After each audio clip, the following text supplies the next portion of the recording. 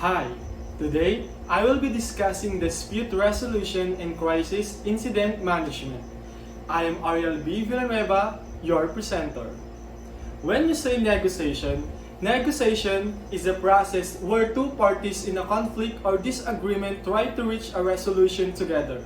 Kumbaga, in a negotiation, the two conflicting parties are trying to reach a consensus to ease the disagreement between them. In other words, they will be meeting halfway.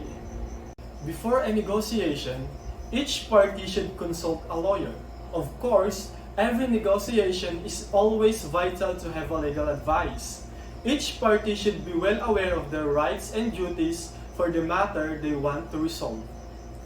Negotiation has a goal. These goals were supposed to be fair and acceptable to all parties. So, what are the principles of negotiation? According to Fisher 1991, the reason to negotiate is to produce something better than the results that you can contain without negotiation.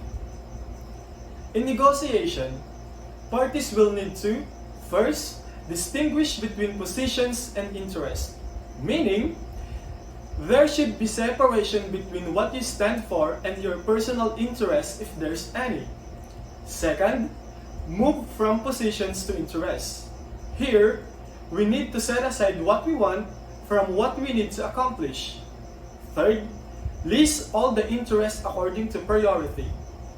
We need to take priority those what we need to solve from the least to the most vital one.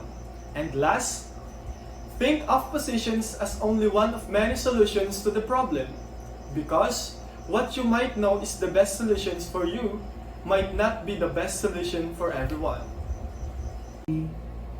Now, let's move on to mediation. Mediation is a process where a neutral person assists the parties in discussing the matter and reaching a resolution. A neutral person is a person who does not support either party in a conflict. This person is called the mediator or tagapamagitan, and they help the parties communicate. Mediation takes place in private, and the decisions made are private, meaning there should be disclosure agreement between two parties. Parties meet face-to-face for discussions. After mediation, the parties can sign a memorandum of agreement. The purpose of the memorandum of agreement is to have a written understanding of the agreement between the parties. Each party should have their lawyer review the memorandum of agreement. This is done to make sure that both parties are benefiting fairly in the said memorandum of agreement. The following are the qualities that a mediator should have, not a judge or an arbitrator.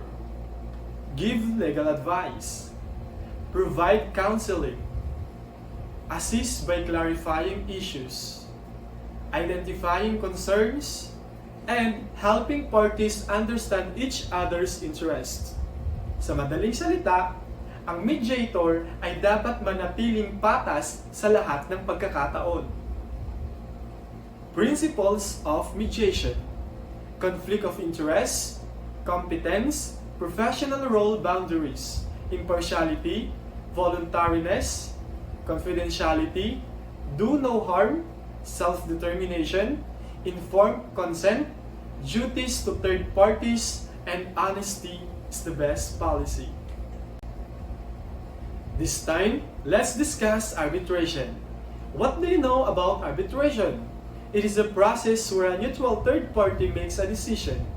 The decision makers in arbitration are called arbitrators.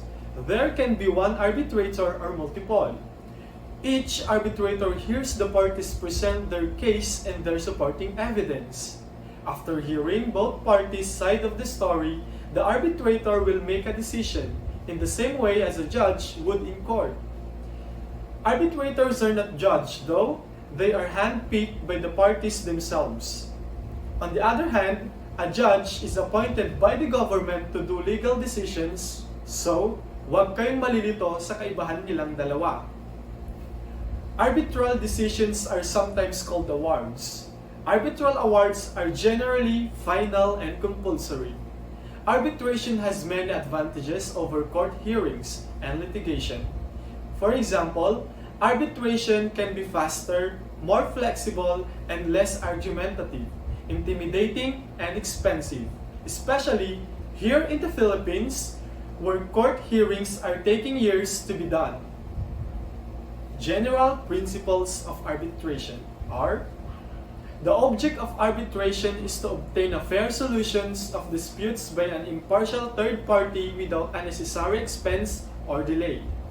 Second, parties should be free to agree how their disputes are resolved, subject only to such safeguards as are necessary in the public interest. Last, courts should not interfere. Sa madaling salita, ang arbitration guys ay isang paraan para marisolba ng mas mabilis at mas praktikal ang isang kaso o isang dispute. And now, for a last topic, reconciliation. So what is reconciliation? It is a method of facilitating frank engagements between minority communities, police and other authorities that allow them to address historical tensions, grievances, and misconceptions and reset relationships. It is a direct engagement to ease misunderstanding to attain peace and harmony within the community. Principles of reconciliation. There are many factors to take into consideration when discussing the principles of reconciliation.